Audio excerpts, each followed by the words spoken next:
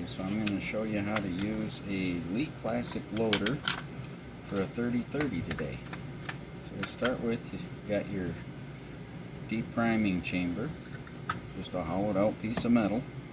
You stick your bullet in that. You got this little pin tool thing. Stick that down in there, and you want to make sure that it's in that primer. It feels a little softer there than it does everywhere else. You want a poly hammer that deprimes it. See it there? You just get rid of that primer right away. Now, take this part. There's a place to put the shell on one end, and the other end is a funnel type of thing. Put that there. You can get rid of your decapping pin. I use a bigger poly hammer. I happen to have two,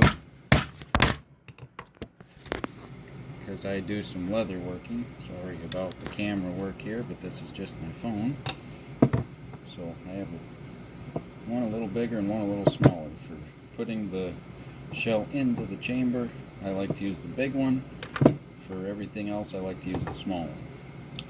So this little thing comes with the kit.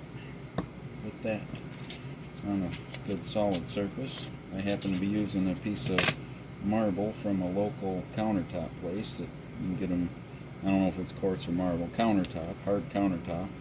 Probably get them free if you got a local place that they'll have scraps. So I use my smaller one for seating the primer. Because if you hit them too hard, they will go off. And that's frustrating when primers are hard to come by, so I use a small hammer on them things. And I'm using IMR 4064 and these Winchester large rifle primers.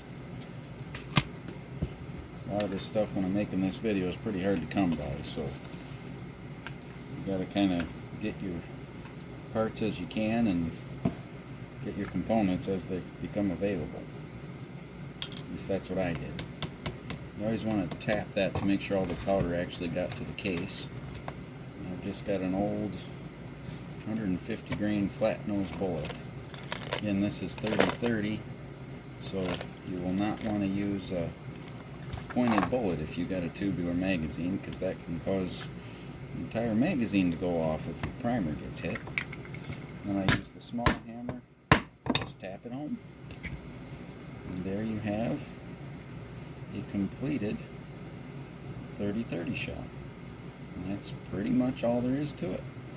Like I said, you want a poly hammer, and you don't want one too heavy, because you don't want to snap that primer while you're trying to seat it. So that's very frustrating. Thanks for watching.